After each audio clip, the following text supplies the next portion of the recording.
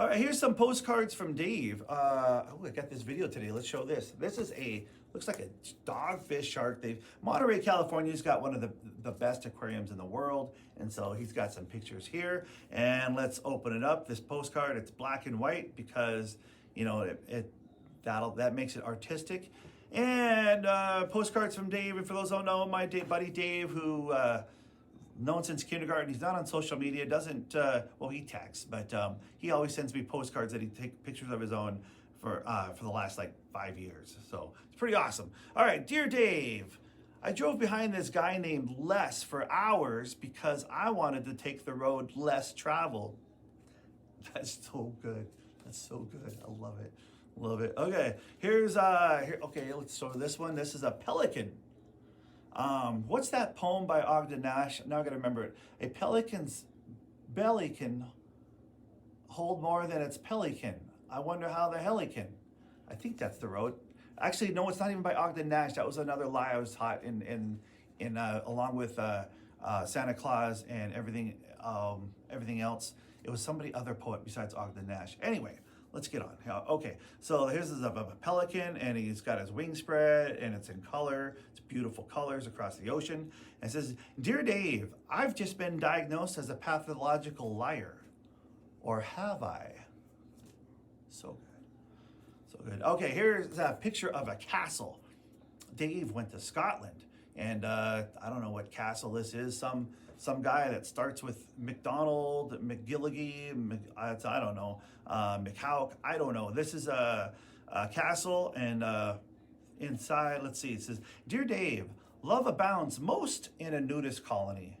They will always give you the shirt off their back." Yes, those are some amazing, I think 10 out of 10s, Dave, for your postcards today. Good stuff. Let's get on with some music. Tuesday, March 26th, we've got, today is Legal Assistance Day. Nobody cares. How about Make Your Own Holiday Day today? Now that is something that strikes me because I have always thought about that. Like, why? Not that our holidays are bad, but we're born into a world and we're stuck with the holidays from the traditions. There's nothing we can do about it. We have to wear green on the 17th every year, right? Or Christmas. You know, maybe you don't like Christmas. Maybe who doesn't like Christmas? Thanksgiving. We can do better, I think. We can do better holidays. And now is your day. Make your own holiday today. Like, I even think about people who colonize Mars. You know, the first people that colonize, they can do anything they want. They can have their own holidays. They don't have to have Christmas. They can have Mars Day, where all they do is eat bubblegum and M&Ms all day long, or whatever you want, whatever those people at Mars want to do. So today is your day. I think we should have Pajama Day. That should be a great holiday. Pajama Day, you can wear all your pajamas all day long. Maybe even those onesies that you had as a kid that you could slide across the linoleum floor. You know, really, that's what we used to do. We always used to slide in the first base in the morning with those onesies. And then, or Chocolate Day, where you just chocolate for breakfast, lunch, and dinner. Everything's chocolate. Make up your own holiday today. That's something we can believe in. It is also National Spinach Day. National Spinach Day celebrates healthy and nutritious spinach. Popeye the Sailor touted the value of spinach. Yeah, I think Popeye is the greatest national ad campaign for any one food there ever was. If there's ever a reason I ever ate spinach for my first 12 years of my life, it was because of Popeye. Now I actually like it. I'm just glad Popeye didn't eat cauliflower. That would have ruined my childhood. To this day in history, 2000, this day in history, Vladimir Putin was elected Russia's second democratically, that's in parentheses, chosen president. He was the, congratulations, Vladimir. That was a long run. I wonder how that happened. In 1999, Dr. Jack Kevorkian was convicted of second-degree murder and delivered a controlled substance by giving a lethal injection to an ailing man whose death was shown on 60 Minutes. I'm going to tell this story. I think I told it even last week. My mom, one of the funniest things she's ever done, I think it was a kidney stone. rushed her to the ER, and she doesn't even remember saying this. That's how out she was. They rushed her. She was checking in, and they asked her, Mrs. Fuqua, what doctor would you like? And in the midst of all that pain, her answer was Kevorkian. 1910, the U.S. forbid immigration to criminals, anarchist paupers, and the sick. And 1804, this day in history, Congress ordered removal of Indians east of the Mississippi to Louisiana. Oof. All right, let's get on with our Tuesday here, shall we? Here's some Rascal Flatts. Other news. Some good stories today. Here's a Texas man changed his name to literally anybody else runs for president. A Texas man has changed his name to literally anybody else. He wants to run for president. The 35-year-old candidate, formerly known as Dustin E.B.E.Y., is an Army veteran and 7th grade math teacher. No wonder he's a genius. In suburban Dallas, Mr. Elsie is trying to get on the ballot as an independent presidential candidate. He says, I'm not delusional. This will be very hard to do, but it's not impossible. My hope is to have the ballot read Donald Trump, Joe Biden, and then literally anybody else right underneath. A genius idea. In international news, woman attacked by yak on an Everest. Yeah. A Welsh woman hiking to base camp on Mount Everest was, I don't know why I cheered for that. That's not right. It was savagely gored by a yak while FaceTiming her family. Emma Keane, 42, was attacked in the village of Tengboshe, Nepal. As she described it, I was speaking to my brother and his wife, showing them the yak on FaceTime. Without warning, I would hear the hoofs pounding towards me, a sharp stabbing pain in my top of my leg. It threw me up in the air, around, and I landed back down with a thud. So she was speaking with his brother, and you know what his brother said to her? You're always yakking around. The yak's horn had gone through Emma's leg, leaving a big hole in her leggings and blood running down her leg. She was airlifted to a hospital for stitches before rejoining the group to complete the last part of the trek on horseback. Well, that makes for a great story. That happened in Yellowstone Park. A mother was talking to her son, and there's a buffalo right behind him. And the son got gored right in front of his mother, and she kept on yelling, "Bye, son! Bye, son!" When The Price is Right contestants wet their pants. Okay, did we know this? Mike Richards, the current producer of Jeopardy, used to be the producer of The Price is Right. He tells People magazine that there was a plan in place if a contestant got so excited they wet their pants. He said, I never saw it happen, but there were curtains and a blow dryer and a pair of sweats just in case, since we'd have to get on with the show. Oh, well, we've all been there. I think I told my wet pants story a couple weeks ago. I'd retell it, but it's too early. It's too soon. I can't tell it again for a long time. The next time you think of a perfectly witty response for hours, this happens. Sometimes days, this happens to me. Well, I get in an argument or this or that, and then I wake up like 3 or 4 days later or just out of the shower. That's where all the good ideas come from me, and bam, I have the perfect witty response. But that's just me. After saying something with something snarky to you, you'll have what to call a frustrating experience. Well, now there's a word for it. Treppenwitz. Treppenwitz is the German word for thinking of a comeback too late. Oh, those Germans are always late on comebacks. Treppenwitz. And now I'm having Treppenwitz get this music to play.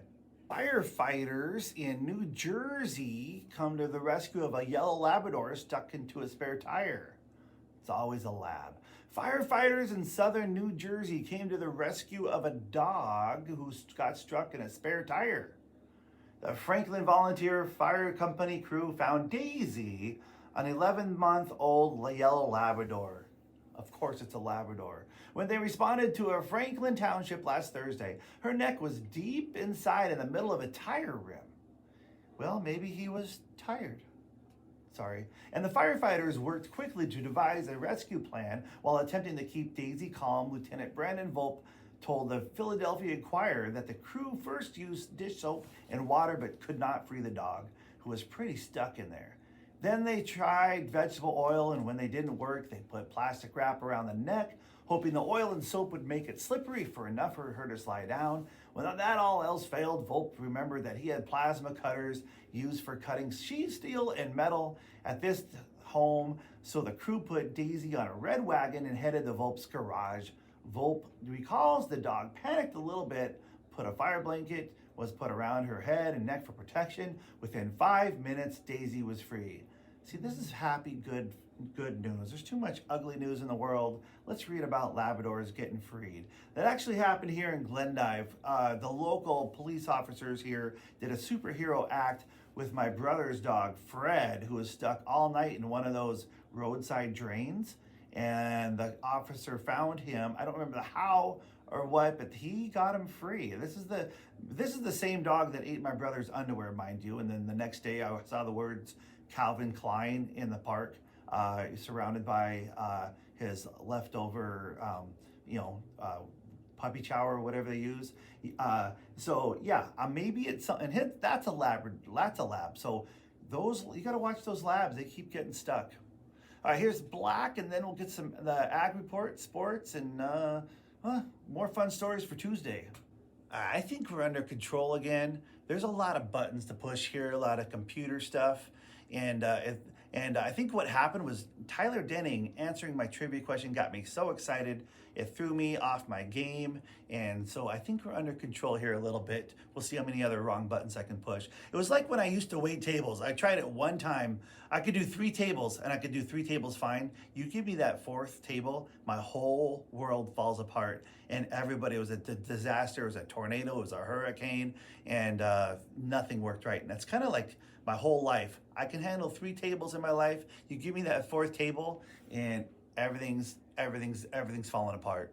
But we're back down to 3 tables now, and I think we're under control. Hopefully we'll push not too many more wrong buttons here. Let's go. All right, let's do a Montana history moment. I haven't done this for a while, and today's Montana history moment is kind of exciting to me because it's personal. I'll explain. So this is Cemetery Island. The last remaining symbol of the once bustling community of Canyon Ferry today lies on an island rising high above the deep waters of this popular recreation spot. But once this lonely cemetery served a vibrant community. Established in 1865, the mining camp and supply center at Canyon Ferry, where there was a convenient Missouri River crossing, was home to some of the earliest local pioneer families. Although the oldest recorded grave dates to the 1874, local lore insists that the cemetery includes many unmarked graves dating from the 1860s. A number of them originally marked, turn the page here, with the wooden slabs long since weathered away, were the final resting places of victims of the infamous Claim Jumper War at the nearby Cave Gulch. Old timers remember that whenever there was a burial, mourners walked up the hill, following behind the horse-drawn wagon that served as a hearse. At the time of the rise, funeral services commended the loved one to the earth, but by the 1940s, the historic cemetery sat in a horse pasture surrounded by a sea of gently rolling fields. In the late 1940s, plans for the Canyon Ferry Dam put the cemetery in jeopardy. The Bureau of Reclamation offered a families a choice: leave the graves in place or move them elsewhere.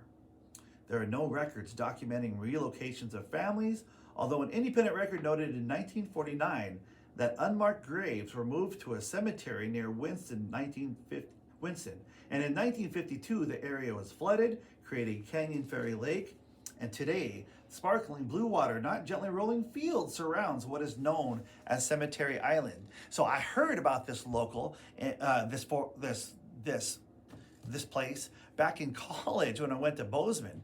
And of course, my buddy Dave, and we had my buddy Mark with, and we thought, wow, let's look for an adventure. What if we were to camp on Cemetery Island? That would be exciting for some young college kids. So we decided to get Dave's Zodiac, and we got a late start, as always. And we did not get to Canyon Ferry until dark. We barely got that motor running. We had to pour some fluids in there, whatever, and we barely got that motor running. And we made it to Cemetery Island. We found it, but it was dark. And so we took out our flashlights, and we wanted to find that cemetery, and we were going to camp next to it. Don't try this at home, folks, but we were young kids. And we searched and searched, and we could not find that cemetery. We did find an owl, though, that really did not like us. I must have had a nest or something, but there in the middle of the night, it dive bombed us, in the middle of the night. That was scary enough. That was way scarier than any ghost getting attacked by an owl. But we searched around in the dark, and we just could not find it. So we camped, and we camped in peace. No ghosts tonight. We're not going to see any old miner Tom ghost of the Canyon Ferry or whatever. And then it comes next morning, we pop open our Mountain Dew, because that's what you do when you go camping. You drink Mountain Dew and Pop-Tarts.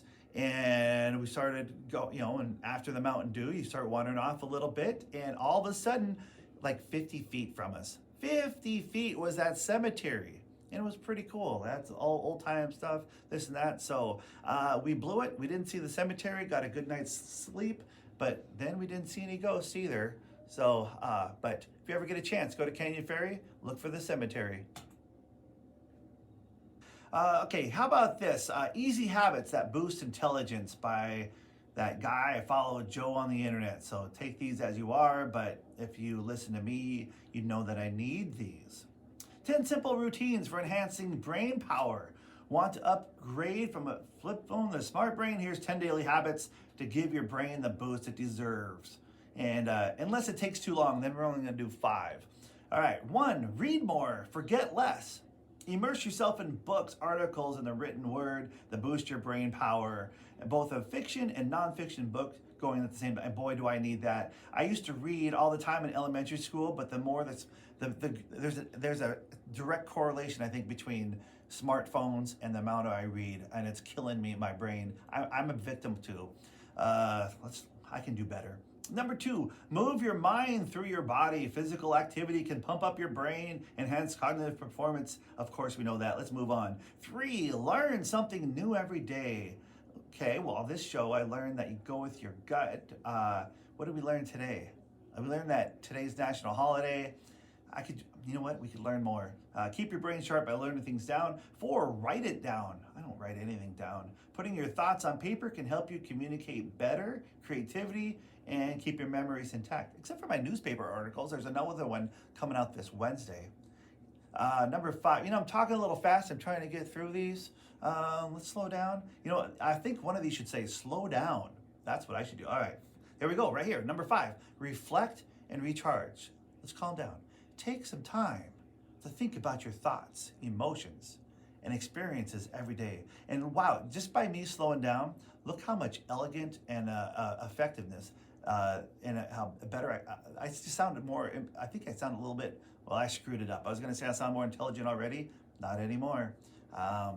Let's try this again. Number 6, sweet dreams. Make sure you get enough shut-eye every night to give your brain a well-deserved rest. Okay, tonight worked. I slept really good. Is it making a difference today? I don't know. 7, stay organized. Stay sane. Well, I missed that one. Let's move on. 8, connect with humans. I like that. Spending time with loved ones, friends, and coworkers can broaden your perspectives and improve your communication skills and spark creativity. I mean, dogs are great, but don't forget about the humans. Number 9, mind your mindfulness. Engage in meditation or other mindful practices. I used to make fun of people who meditate. Older I get, I see the wisdom in that. I gotta start doing that. It helps my breathing. All right, number 10, challenge yourself, set goals, take on new challenges, and never stop improving. There you go. See, it's not all just dumb jokes on this show. We can learn how to be intelligent also. Speaking of intelligent, these things aren't playing for me right now. There we go. Well, let's see. How about smell it up? That's always a good topic. Having trouble getting motivated in the morning? According to First for Women, hop in the shower and lather up with extra fragrant body wash. Research shows strong aromas activate the part of the brain that controls alertness to boost mental energy and focus in just 5 minutes. Well, see, there's something I learned today, and that explains a lot about today because that explains it. I did not go to the shower this morning. Little confessions of Dave. It's Casual Tuesday over here. We learned earlier that this is National Make Up Your Own Holiday today, and maybe one of my ideas for holidays is pajama day. And I'm kind of in my pajamas because I slept so good, and that alarm went off right in the middle of deep sleep. And usually I wake up before because it's too much on my mind. And I decided to snooze. This is a snooze day, and I sacrificed the shower. And look at there. That explains a lot about why I'm pushing so many wrong buttons. I don't have. I gotta aroma it up. I gotta start smelling better. Right here, you heard it right from First from Women. We made it through another hour. Tuesday. Let's see. Let's read this story. The newest endangered baby gorilla at the London Zoo is more than 6 weeks old, but doesn't yet have a name. Well, that's fun. Naming dogs is the best thing. The only thing better than naming dogs is naming gorillas. I want to come up with a gorilla name. Maybe that's what I'll do during the break here. Zookeepers aren't even sure if it's a male or a female. Well, that would make a difference on what its name would be for sure, because they haven't been able to get close enough to examine it. And that's probably a good idea. A photo taken Monday by the Associated Press knows why. The gorilla's mother, Effie, has the... I'm sorry, I thought that was funny. Has the baby and her loving cuddle. Who names a gorilla Effie? The tiny ape that arrived February 8th is one of 2 baby western lowland gorillas born at the zoo this winter. Another mother, Majuku, I think that's how you pronounce it. That's more of a gorilla name. I like that, Majuku. Effie, not so much. Gave birth to a little one almost a month earlier. Wow, gorillas in the mist. That's in London. Huh, way to go. Who knew London to be so good at breeding gorillas? We'll come up with a name maybe next hour. Whether there. See, I was trying to think of a name for a gorilla. Like if Glendive had a zoo and we had a baby gorilla, what would Glendive name their baby gorilla? London's looking for their name for their baby gorilla. And I'm trying to think of street names. Maybe that would make a good gorilla name for Glendive. And I'm starting to think Glendive has some really ugly street names. They are, Slocum. Ew. That's the worst. Who gave Glendive some of these ugly names? Ralph. I live on Ralph. The whole name. Every time I write down my address, it makes me want a Ralph. Horrible names. Kendrick. Actually, Kendrick's a pretty good name. That's it. Okay, we got one. If we had a baby gorilla in Glendive, we're going to name it Kendrick. Maybe I need a dog just to name it Kendrick. That's the one. So we were totally redeemed ourselves. Let's do a new segment called Facebook Posts from Dave, me, that nobody liked. As you might have guessed, it get a little weird sometimes. In the past, Facebook's around for 15 years. I've made some posts that nobody liked. Like for instance, some of the most rare and exciting astronomical events are totally solar eclipses.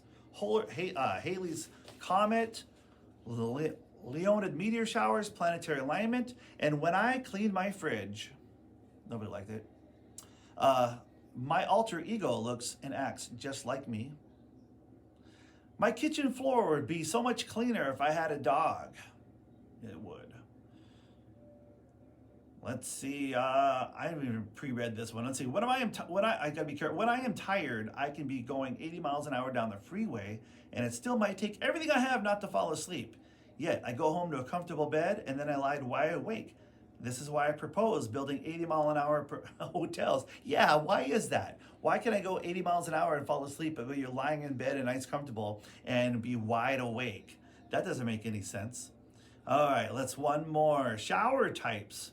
Navy shower, 5 minutes. Female shower, 30 minutes. Mexican shower, you just put on more deodorant. Redneck shower, turn on underwear inside out. And the Fuquay shower, as kids, as us growing up, what we did, we just jumped in the Yellowstone River and called ourselves clean. And speaking of showers, if you're taking a shower right now, you're welcome. This is the greatest shower song ever. Sing loud, and I will be sure to turn this mic off so you don't hear me. According to Men's Health, you know what you can do with beer besides drink it? Put out a fire. Although certainly not as effective as a real fire extinguisher, a can or bottle of beer can mimic one if none is available. Simply shake and spritz. After all, if beer is mostly water, especially Oli, I don't know. That's the joke that I've grown up with. I don't know but that's the joke, and I'm trying to make jokes here. What they say on the beer can, it's the water. That's the excuse. It tastes so bad. I have no idea. This works on small grill flare-ups, and small people have been known to carry an emergency can in their car in case of fire, or at least that's what you tell the state troopers. It's according to Men's Health, and then you know it's true. So there you go, Glendive firemen. Your next proposal for funds is to get a beer truck, and just say, hey, that's how we put out fires, is beer. There you go.